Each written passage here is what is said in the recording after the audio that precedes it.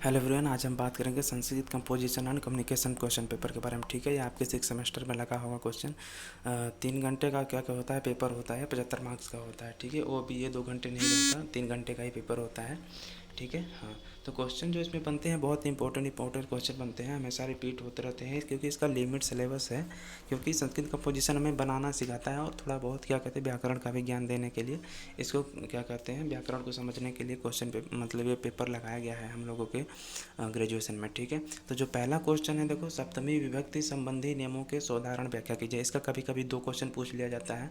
और जो क्या कहते हैं प्रत्यय का होता है उसका भी 2 क्वेश्चन पूछा जाता है, कभी कभी एक ही क्वेश्चन पूछ लिया जाता है। ठीक है, तो पहला क्वेश्चन जो है विभक्ति से आता है। दूसरा पहला मान लीजिए इंपॉर्टेंट क्वेश्चन की बात करें तो हम विभक्ति से भी आता है, वाच्य से भी आता है, वाच्य परिवर्तन के लिए, और प्रत्यय से आता है, और एक संस्कृत में निबंध लिखने के लिए आता है। 4 ही जगह से अधिकतर क्वेश्चन बनते हैं।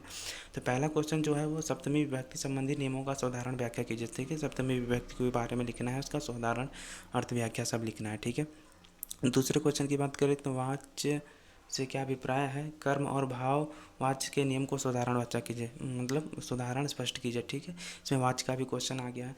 तीसरा क्वेश्चन जो आया है दोस्तों वो है सत्य और कर्ता प्रत्ययों को साधारण स्पष्ट कीजिए। ठीक है, इसमें भी ये देखो, इसका मतलब ये नहीं कि उसके बारे में लिख के उदाहरण नहीं लिखना। ठीक है, उदाहरण भी बहुत ज़रूरी है, उदाहरण लिखना बहुत ज़रूरी है। ठीक है, इंपॉर्टेंट क्वेश्चन है ये तीनों, इंपॉर्टेंट बहुत क्वेश्चन है। देखो जैसे सत्य और कर्तव्य के जब कोई और भी प्रत्यय दे सकता है, सत्य सानच दे सकता है। ठीक है, वाच्य में जैसे कर्मवाच्य भाववाच्य अधिकतर देता है। सप्तमी विभक्ति और तृतीय विभक्ति बहुत इंपॉर्टेंट होती है। इसलिए देखो चौथा क्वेश्चन जो है तृतीय विभक्ति, यानी विभक्ति 2 क्वेश्चन आ गया सेम टू सेम। ठीक है, उदाहरण स्पष्ट करना है इसके।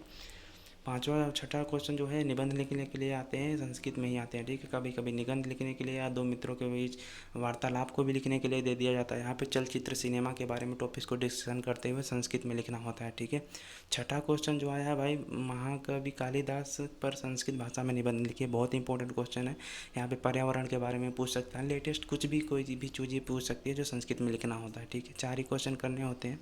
तो 2 अगर आप संस्कृत के कर लेते हैं तो 2 ऊपर वाले कर लेंगे तो हो जाएगा। अगर संस्कृत के नहीं करना चाहते हैं तो ऊपर वाले कर सकते हैं। ठीक है, तो इंपॉर्टेंट क्वेश्चन यही बनते हैं भाई, इससे अलावा कोई नहीं क्वेश्चन आएंगे, इसी तरह के फॉर्मेट रहते हैं। ठीक है, चैनल पे हमारे नए हैं तो सब्सक्राइब जरूर कर लीजिएगा, बेल आइकन दबा दीजिएगा, वीडियो को शेयर भी कीजिएगा। Thank you so much. चलो भी आपका आप सभी का बहुत बहुत धन्यवाद।